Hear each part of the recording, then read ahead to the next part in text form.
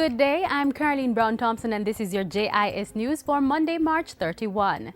China Harbor Engineering Company, CHEC, has been given the green light to determine the feasibility of damming the Bog Walk Gorge to support a water supply and hydroelectric power plant.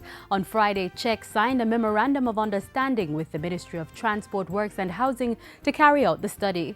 The dam, if built, would be able to store in excess of 1.9 billion gallons of water. That compares to the 800 million gallon capacity of the Mona Dam, which is the country's largest water facility. It could significantly adjust our normal annual concern about water, potable water for the Kingston metropolitan region. And assuming the technical analysis goes well, it will certainly put that problem to bed for long in the foreseeable future. Minister Davies says once the study indicates that the concept can work, the project will move to the implementation stage. This project involves water for human consumption, water for irrigation purposes, and expansion of our capabilities in terms of renewable energy.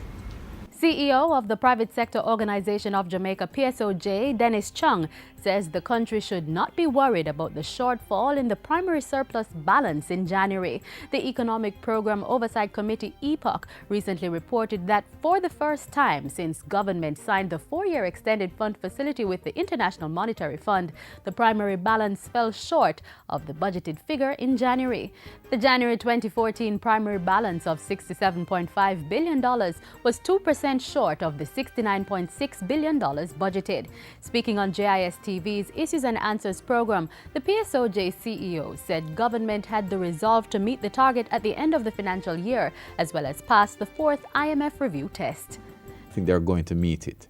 You're optimistic you think they're going to meet it? Because I think there's enough in the capital budget and enough that they've done on the supplemental budget to actually come in on targets and meet that. The government's target is to get the primary surplus to 7.5% of the gross domestic product. The integration of private and state bus operations in the Kingston Metropolitan Transport Region takes effect on Tuesday, April 1. The goal is to provide a seamless service to the public and cut down on traveling time. Currently, there are far too many seats available in the KMTR. And what this causes is unnecessary traffic congestion. One of the most noticeable changes is the color coding of buses.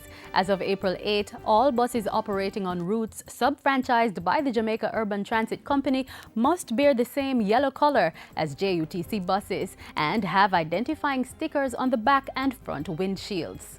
Any passenger in the KMTR who sees a yellow bus can be assured that that bus is licensed, insured, and operates to the standards expected in this reform going forward. Drivers and conductors of sub-franchised vehicles are expected to wear uniforms prescribed by the Transport Authority. The private bus operators will be expected to issue tickets, charge the correct fares, and operate according to their routes. As of April 1st, the laws governing the operation of minibuses will be rigidly enforced by the police, Transport Authority, JUTC revenue inspectors. And finally, Prime Minister Portia Simpson Miller has lauded the stellar performance of Jamaica's student athletes at the just concluded ISA Boys and Girls Championships. The Prime Minister, who was speaking with JIS News on the final day of the championships, said the students' performance was a testament to the spirit of the Jamaican people. I'd like to commend the students themselves. Today, this afternoon, is a demonstration of the strength, the courage, and determination of our Jamaican people. And let me say that the amount of records that we heard broken here this afternoon, we say to the rest of the world, look out, Jamaica is coming.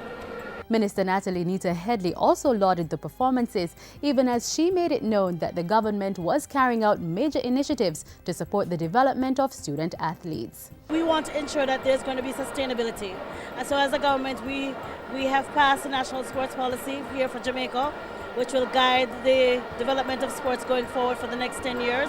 Calabar High and Edwin Allen captured the boys and girls titles at the championship. And that's it for JIS News Today. I'm Caroline Brown Thompson. Thanks for watching.